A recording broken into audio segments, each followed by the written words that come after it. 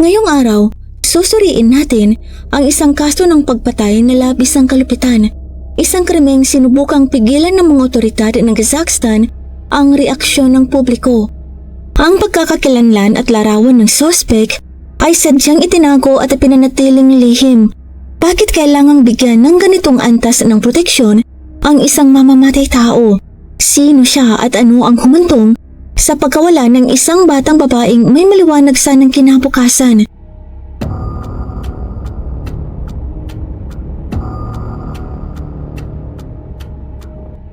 Si Edelova Ayatsan ay ipinanganak noong 2002 sa lumang timog ng distrito ng Almaty, Kazakhstan. Ang kanyang ama ay isang long-haul truck driver na madalas wala sa bahay ng ilang araw. Ang kanyang ina naman ay isang cashier sa supermarket na regular na nagtatrabaho ng mahigit 10 oras kada shift. Sa kabila ng limitadong kita, walang tigil ang pagsusumikap ng kanyang mga magulang upang mabigyan ang kanilang mga anak ng mas maayos na edukasyon. Mula pa noong middle school, kapansin-pansin na ang talento ni Edelova sa sining. Ginagamit niya ang kanyang baon upang bumili ng tela at baguhin ang kanyang uniforme sa paaralan bilang mga custom na disenyo. Kalaunan, hinihiling na ng kanyang mga kaklase na siya ang magdisenyo ng kanilang mga damit. Noong 2019, nakapasok siya sa Almaty National Technical University kung saan kumuha siya ng kursong fashion design. Agad siyang namukod-tangi dahil sa kanyang pagkamalikhain at malalim na pag-iisip. Ang kanyang mga notebooks ay hindi lamang naglalaman ng mga lecture notes, kundi detalyadong mga sketch ng disenyo, kompleto sa pagpili ng tela, kombinasyon ng kulay, at teknikal na anotasyon. Upang makatulong sa gastusin ng pamilya, nagtrabaho siya bilang part-time sa isang tailor shop. Bukod sa pagdidisenyo, mahusay din siya sa pattern making at mabilis na nakakuha ng tiwala ng mga kliyente.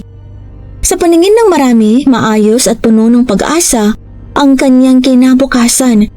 Nagbago ang lahat nang makilala niya ang isang lalaking nagngangalang Toribikov. Noong November 2020, sa isang maulan na araw, pumasok si Toribikov sa tailor shop sa unang pagkakataon. Maayos siyang manamit, magalang at umorder ng formal na kasuotan para sa isang academic conference. Habang hinihintay ang pagsukat, napansin niya si Edelova na abala sa pagguhit ng mga disenyo at doon niya sinimulan ang pagkikipag-usap. Ipinakilala niya ang sarili bilang isang parmasyutiko na nagtatrabaho sa isang lokal na butika. Kumpiyansa siyang nagsalita tungkol sa sining, estetika at filosofiya. Si Edelova, na likas na mausisa at sabik matuto, ay agad na nahikayat sa kanilang mga usapan. Unti-unting lumawak ang kanilang mga talakayan mula fashion, art history, filosofiyang silangan at kanluran hanggang sa konsepto ng kagandahan. Madalas siyang bigyan ni Toribikov ng mga aklat. Inimbitahan din niya si Edelova na bumisita sa butika kung saan siya nagtatrabaho at ipinaliwanag ang mga prinsipyong estetiko sa paghahanda ng mga gamot. Kailanman ay hindi kinwestiyon ni Edelova ang kanyang mga intensyon. Hindi niya namalayan na siya ay unti-unting minamanipula at ginugroom. Noong March 19, 2021, maagang dumating si Edelova sa tailor shop at kapansin-pansin ang kanyang kasiyahan. Kinagabihan may nakatakda siyang date kasama ang kanyang nobyong si Alexander. Nakakilala sina Edelova at Alexander sa arts club ng kanilang universidad. Pareho silang nag-aaral ng design at 6 na buwan na silang magkasintahan. Plano nilang manood ng bagong pelikula at pagkatapos ay kumain sa isang sikat na restaurant sa sentro ng lungsod. Bandang 4:00 ng hapon, natapos na Edelova ang kanyang trabaho. Nagpalit ng puting sweater at maong at nagpadala ng mensahe kay Alexander na papunta na siya. Ngunit hindi siya kailanman dumating. Habang papalapit ang oras ng pelikula, naghihintay si Alexander sa labas ng sinihan at paulit-ulit siyang tumatawag. Walang sumasagot. Nagpadala siya ng mga mensahe at patuloy na naghintay. Makalipas ang 30 minuto, lalo siyang nabahala. Tinawagan niya ang pamilya at mga kaibigan ni Edelova. Ngunit wala ni isa ang nakakita sa dalaga mula pa noong hapon. Dahil sa matinding pangamba, inireport ni Alexander ang pagkawala ni Edelova sa pinakamalapit na istasyon ng pulisya. Agad na sinuri ng pulisya ang mga CCTV footage sa karaniwang rutang dinadaanan ni Edelova pa uwi. Nakita sa mga video na siya ay naglalakad kasama ang isang lalaki at sabay silang pumasok sa Oasis apartment complex. Walang anumang footage na nagpapakitang lumabas pa siya ng gusali. Pumunta ang mga investigador sa gusali. Kinumpirma ng building manager na nakita niyang sumakay sa elevator si Edelova kasama ang isang lalaking kinilalang si Tori Bykov, ang pharmacist. Ibinigay niya ang numero ng telepono nito, ngunit walang sumasagot sa mga tawag. Pumunta ang mga pulis sa apartment ni Tori Bykov at paulit-ulit na kumakatok ngunit walang tukon. Sa karagdagang investigasyon, napag-alaman na nag-file si Tori Bykov ng sick leave noong hapon din yun at hindi pumasok sa trabaho. Dahil sa hindi makontak na telepono, saradong apartment at pagkawala ni Edelova, nagsimulang maghinala ang pulisya ng isang malubhang krimen. Kinwestiyon din ng mga pulis ang mga residente ng gusali. Isang babaeng nakatira sa tapat ng unit ni Tori Bykov ang nagsabing nakarinig siya ng malakas na pagtatalo at mga tunog na tila may binabasag noong gabing yun. Hindi siya nakialam dahil alam niyang nag-iisa lamang si Tori Bykov at bihira itong makihalubilo sa mga kapitbahay. Sinuri rin ng pulisya ang phone records ni Edelova. Lumalabas na madalas silang magtawagan at mag-text ni Tori Bykov bago ang kanyang pagkawala. Lahat ng ebidensya, CCTV footage, testimonya ng mga saksi, phone records at ang biglaang pagkawala ni Tori Bykov ay nagturo sa iisa lamang na suspect. Sa gabi ring yun, naghain ng pulisya ng Almaty ng agarang kahilingan para sa search warrant. Matapos ang ilang oras ng matinding paghihintay, maaga kinabukasan ay tuluyang nakatanggap ang pulisya ng warrant para sa sapilitang pagpasok mula sa korte. Hindi na sila nag-aksaya ng oras at agad na nagtungo sa apartment ni Tori Bykov. Habang nakatayo sa labas ng pinto, narinig nila ang mga tunog ng paggalaw mula sa loob. Ibig sabihin na may tao pa roon. Malakas na tinawag ng pulisya si Tori Bykov at inutusan siyang buksan ng pinto ngunit walang sumakot. Inulit nila ang utos sa ikalawa at ikatlong pagkakataon ngunit nanatiling sarado ang pinto. Dahil hindi na sila maaaring maghintay pa, napilitan ng pulisya na sirain ang pintuan. Ngunit wala ni isa sa kanila ang handa sa masisilayan nila sa loob. Ang tanawing bumungad ay labis na nakakatakot. Isang eksenang nagpayanig kahit sa mga veteranong investigador. Sa mismong pagbukas ng pinto, isang nakakasulasok na amoy ang sumalubong sa kanila. Dahilan para mapaatras ang ilang pulis.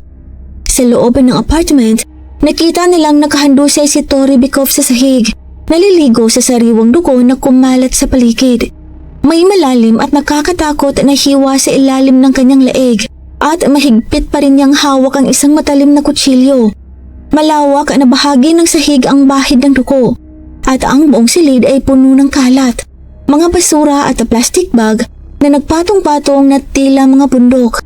Lahat ng palatandaan ay nagpapakita na sinubukan niyang magpakamatay upang takasan ang kanyang mga krimen. Kapansin-pansin na sa lahat ng opisyal na pahayag kaugnay sa kaso, patuloy na itinago ng mga otoridad ang hitsura ni Tori Bykov. Kahit sa mga CCTV footage na inilabas sa publiko, ang kanyang mukha ay ganap na nakablur. Dahil dito, napakahirap makahanap ng anumang larawan o personal na impormasyon tungkol sa kanya.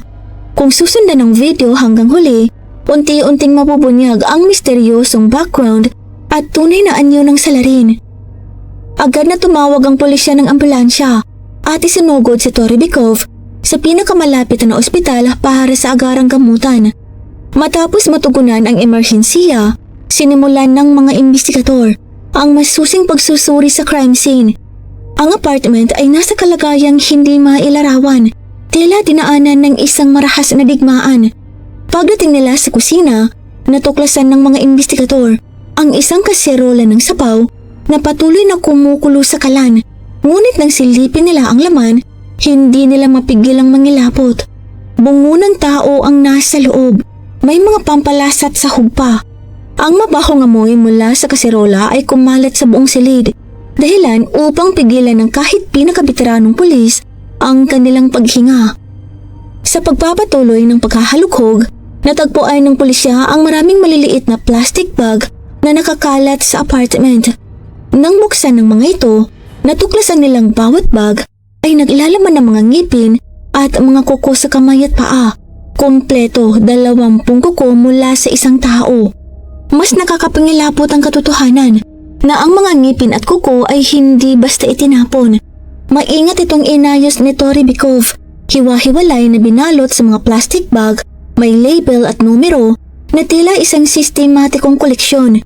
Bukod pa rito, sa isang sulok ng silid ay may mga bahagi ng katawan na hindi pa naitapon. Nakakalat sa kalagayang napakahirap pagmasdan. Sa mga sumunod na araw, pinalawakan ng pulisya ang paghahanap sa buong lungsod. Unti-unti nilang natagpuan ang natitirang mga bahagi ng katawan ng biktima sa iba't ibang basurahan sa iba't ibang lugar. Sa pamamagitan ng investigasyon, napag-alaman na hinati-hati at itinapon ni Tori Bykov ang katawan sa magkakahiwalay na pagkakataon noong gabi ng March 19 at March 20. Malamang ay hindi niya inaasahan na ganoon kabilis magkikialam ang pulisya. Batay sa mga ebidensyang nakuha sa lugar, naglabas ng paunang konklusyon ng pulisya. Marahas na inatake si Edelova ni Tori Bykov sa loob ng apartment matapos nitong tanggihang makipagtalik sa kanya. Gayunpaman, ang hindi maunawaan ng marami ay ang lubhang baluktot na pag-uugali ni Tori Bykov. Ang pagkuha ng mga ngipin at kuko, ang maingat na pag-uuri at paglalagay ng numero sa mga ito at ang pagpapakulo sa bungo ng biktima. Ang lahat ng ito ay lampas pa sa karaniwang kaso ng pagpatay at naging dahilan upang itanong kahit ng mga veteranong investigador. Ano ang nagtutulak sa isang tao upang gumawa ng ganito kabangis? Nang makarating ang balita sa pamilya ni Edelova, tuluyan silang gumuho. Nilamon sila ng matinding dalamhati. Nang harapin ang malupit na katotohanang ang kanilang minamahal na anak ay nasawi sa paraang hindi kailanman maisip. Sa isang panayam sa media, hindi napigilan ng nakababatang kapatid ni Edelova ang kanyang galit at emosyon. Isa siyang ganap na baliw. Kung gusto lang niyang itago ang krimen, bakit niya bubunutin ang bawat ngipin, aalisin ang bawat kuko, at ilalagay ang mga ito sa magkakahiwalay na plastic bag? Para saan yun? Ito rin ang tanong na walang makasagot. Isang tanong na gumugulo sa isipan ng lahat ng nakakaalam ng kaso nito. Mula nang matanggap ang balita, walang tigil sa pag-iyak ang mga magulang ni Edelova. Hindi nila matanggap ang katotohanan ng ang kanilang anak na hindi pa man lang nakapagtapos ng kolehiyo at hindi pa natutupad ang kanyang mga pangarap ay tuluyan nang nawala sa kanila sa ganitong kasakit na paraan. Samantala si Alexander, nang malaman ng buong katotohanan, ay tila nawalan ng kaluluwa. Nakaupo siya sa labas ng istasyon ng pulisya, humahagulhol.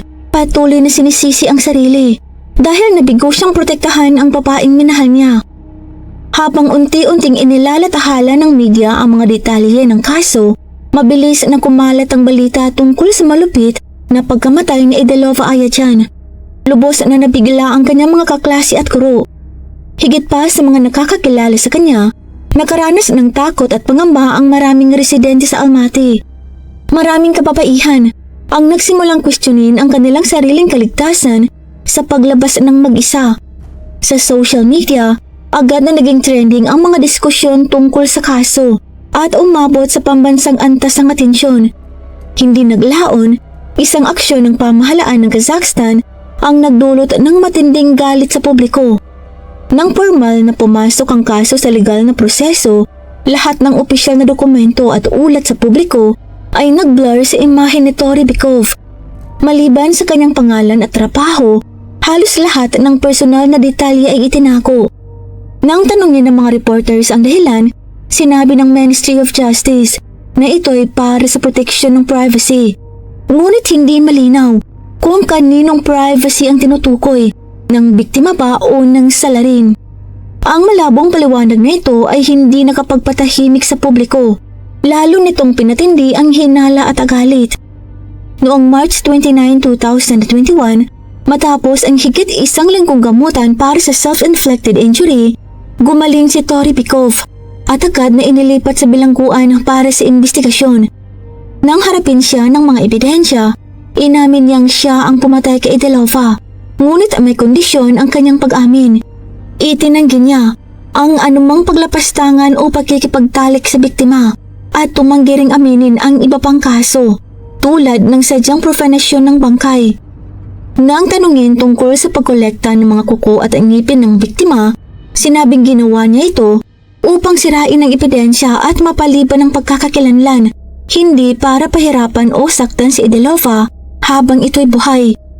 Ilang buwan pagkatapos ng insidente, isinagawa ng Almaty City Court ang closed-door trial. Ang pagdinig ay ganap na lihim, kahit ang pamilya ni Edelova ay hindi pinayagang dumalo. Ayon sa otoridad, labis ang karahasan ng kaso para ipakita sa publiko. Ang desisyong ito ay lalo pang nagdulot ng hinala. Dahil kilala na ang krimen, ang kakulangan ng transparency ang nagtulak sa marami na isipin na may sadyang tinatago sa publiko. Lalo pang tumindi ang galit ng publiko dahil sa timing. Maagang bahagi ng 2021, opisyal nang inalis ng Kazakhstan ng death penalty. Kaya kahit gaano kalupit ang krimen, hindi na maaaring ipataw ang parusang kamatayan. Ilang buwan na matapos magsimula ang trial, inilabas ng korte ang hatol. Si Tori Bikov ay napatunayang guilty sa murder at nahatulan ng 25 years sa bilangguan, kasama ang utos na magbayad ng halos $43,000 o mahigit 2.5 million pesos sa kasalukuyan bilang kompensasyon sa pamilya ng biktima. Sa buong trial at kahit pagkatapos ng hatol, patuloy na itinago ng otoridad ang kanyang larawan at personal na impormasyon. Lubos na nadurog ang puso ng pamilya ni Edelova. Para sa kanila, ang parusa ay hindi sapat para sa tindi ng krimen. Ang buhay ng kanilang anak, ang talento, pangarap at kinabukasan ay naging katumbas lamang ng isang salapi na labis nilang ikinakalit. Dagdag pa rito, labis nilang ikinapahala ang posibilidad na makakuha si Tori Bikov ng early release dahil sa good behavior at posibleng makalaya sa kanyang 40s. Habang maaaring muling magsimula ang kanyang buhay, si Edelova ay mananatiling nakaliping at ang kanyang pamilya ay mamumuhay magpakailanman sa pagkawala. Hindi tinanggap ng pamilya ang ganitong hatol. Nagsimula silang magsumiti ng petisyon sa mga ahensya ng gobyerno, humihiling ng muling pagdinig o mas mabigat na parusa. Ang pagkadismaya ng publiko ay sumabay sa kanilang galit. Maraming mamamayan ang nagsabi na ang sino mang gumawa ng ganitong karahasan at kasamaan ay hindi dapat makalabas ng buhay. Ang mga diskusyon online ay patuloy na tumindi kaysa maglaho. Higit pa sa pagsaway sa hatol mismo, isang tanong ang nangingibabaw sa publiko. Bakit hindi lang nagbigay ang gobyerno ng parusang itinuturing ng marami na magaan para sa tindi ng karahasan ng krimen, kundi ginawa pa ang lahat para protektahan ang pagkakakilanlan ng salarin? Hanggang ngayon, nananatiling walang kasagutan ng tanong na yon. Sa kabutihang palad, naganap ang kasong ito noong 2021, panahon kung kailan ang internet at social media ay nagpapadali sa mabilis na pagkalat ng impormasyon at mahirap nang itago ng buo ang detalye ng kaso. Habang sinusubukan ng gobyerno na itago ang mga impormasyon, isang grupo ng determinadong netizens ang nagsimulang mag-imbestiga sa pagkakakilanlan ng sospek ng mag-isa. Natunto nila ang personal na Facebook account ni Tori Bikov. Bagamat agad itong na-block matapos ang interbensyon ng gobyerno, nakapag-save na ang mga netizens ng tunay niyang litrato at background bago ito naalis. Ang kanyang pangalan ay Rahman Berde Tori Bikov. Ipinanganak siya noong 1993 at lumaki sa isang mayaman at impluwensyal na pamilya sa Almaty. Mula pagkabata, nakatanggap siya ng mataas na kalidad ng edukasyon at ang kalaunan ay nagtapos sa medical doctorate. Sa larangan ng parmaceutico, itinuturing siyang matagumpay at respetado. May maayos na karera at profesional na reputasyon. Sa mata ng publiko, si Tori Bikov ay mukhang isang intellectual elite, isang tao na inaasahang magbibigay ng positibong kontribusyon sa lipunan. Inilarawan siya ng mga kaibigan at katrabaho bilang magalang, reserved at maayos sa pagkikitungo. Bihira siyang magkaroon ng malalapit na relasyon at pinananatili ang emosyonal na distansya sa iba. May mga nakapansin na paminsan-minsan ay tila absent siya sa isip, nakatitig ng walang ekspresyon at may malamig na mukha. Ngunit noon ay hindi ito itinuturing na nakapapahala. Walang nakakaalam na sa likod ng edukado at respetadong itsura, may kakayahan siyang gumawa ng labis na karahasan. Bilang bahagi ng investigasyon, sinuri ng task force ang mga tala ng tawag ni Toribikov. Isang detalye ang umangat. Bago ang krimen, madalas siyang makipag-ugnayan sa isang pribadong klinika sa lungsod. Sinundan ng pulisya ang lead na ito at bumisita sa klinika. Una, nag-atubiling makipagtulungan ng staff na binanggit ang patient confidentiality. Ngunit nang ipaliwanag ng investigador ang kaseryosohan ng kaso, pumayag ang klinika na ibigay ang mga kaukulang impormasyon. Ang kanilang ibinunyag ay nakakakulat. Si Toribikov ay sumasailalim sa paggamot sa klinika dahil sa malubhang problema sa pag-iisip at paulit-ulit siyang bumisita. Ang impormasyong ito ay kabaliktaran sa imahe ng isang mentally stable at matagumpay na profesional. Nang lumabas sa publiko ang impormasyong ito, lalo pang tumindi ang galit. Ang pagsisiwalat ng background at mental health history ni Toribikov ay lalo pang nagparamdam ng kawalang katiyakan at pagkagalit sa publiko. Umabot sa rurok ang reaksyon ng publiko nang mailantad ang kanyang totoong profile. Isang edukado at respetadong profesional mula sa pribilehiyadong pamilya. Ngunit may psychological instability na sinisikap ng mga otoridad na itago sa publiko. Dahil sa matinding presyon ng publiko, unti-unting lumabas ang karagdagang detalye tungkol sa kaso. Tulad ng nabanggit, sa paghahanap sa apartment ni Toribikov, nakadiskubre ang mga pulis ng isang bahagi ng katawan sa loob ng kanyang tirahan. Sa simula ay nakala ng mga investigador na kay Idelova ang mga ito, dahil ang iba niyang mga bahagi ng katawan ay natagpuan sa mga basurahan sa iba't ibang bahagi ng lungsod. Upang matiyak ang legal na katumpakan, isinagawa ng mga forensic expert ang DNA testing sa lahat ng nakolektang labi. Ang resulta ay nakakakulat. Ang bahagi ng katawan na natagpuan sa loob ng apartment ni Toribikov ay hindi tumugma sa DNA ni Idelova. Iba ang nagmamay-ari nito. Ang pagkatuklas na ito ay nagbukas ng nakakapagkapag na posibilidad. Maaaring hindi si Idelova ang kanyang nag-iisang biktima.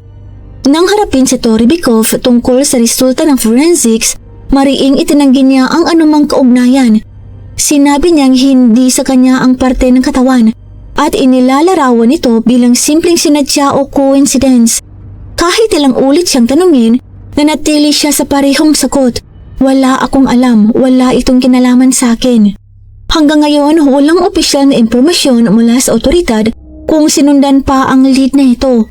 Ngunit batay sa ebidensya, may mabigat na indikasyon. Posibleng hindi ito ang unang beses na umakto si Toribikov.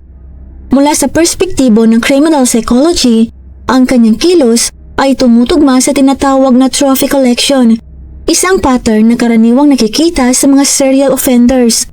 Ang mga trophy ay kinukuha mula sa biktima upang itago ang alaala ng krimen at maranasan muli ang kontrol at dominasyon na naramdaman sa oras ng pag-atake. Ang koleksyon ni Toribikov ng mga kuko at ngipin ay tila sinadya, hindi basta-basta. Ang mga bahaging ito ng katawan ay may natatanging biological na katangian at maaaring nagbigay daan sa kanya upang muling balikan sa isip ang bawat biktima ng malinaw. Higit pa rito, natagpuan ng mga investigador na ang mga item na ito ay may label at numero. Ang antas ng kaayusan ito ay nagpapakita ng isang estrukturado at ritual na pag-iisip. Sa pang-araw-araw na buhay, ipinakita ni Toribikov ang isang kontradiksyong imahe. Sa publiko, siya ay makalang, edukado at socially acceptable. Ngunit privately, siya ay tahimik, emosyonal na nakahiwalay at iniiwasan ang malalapit na relasyon. Sa kabila ng kanyang edukasyon at tagumpay sa karera, maaaring naramdaman niyang napapabayaan o powerless siya. Ayon sa mga psychologist, ang ilang kriminal ay naghahanap ng kontrol sa pamamagitan ng karahasan bilang kompensasyon sa pakiramdam ng kakulangan o kawalan ng kapangyarihan sa totoong buhay. Sa pamamagitan ng pananakit sa biktima at pag-aayos ng mga trophy, maaaring nakabuo si Tori Bykov ng isang pribadong mundo kung saan siya lamang ang may ganap na kapangyarihan. Ang criminal psychology ay nagpapakita rin ng isang mahalagang pattern. Bihirang kusang huminto ang mga serial offender. Kapag nasimulan, halos imposible ng tigilan. Bawat krimen na hindi agad napaparusahan ay nagpapatibay sa kanilang kumpiyansa at nagpapababa ng takot sa parusa. Sa paglipas ng panahon, madalas itong humahantong sa paglala ng kilos at mas matinding karahasan. Hindi malinaw kung si Tori Bykov ay umakto lamang ng isang beses o paulit-ulit. Ngunit ang mga ebidensyang naiwan ay nagpapahiwatig na ang katotohanan ay maaaring mas matilim kaysa sa naipahayag sa publiko. Ito lamang po para sa araw na ito. Magkita po tayo sa susunod na kwento. At sa muli, mag-ingat po tayong lahat. Paalam!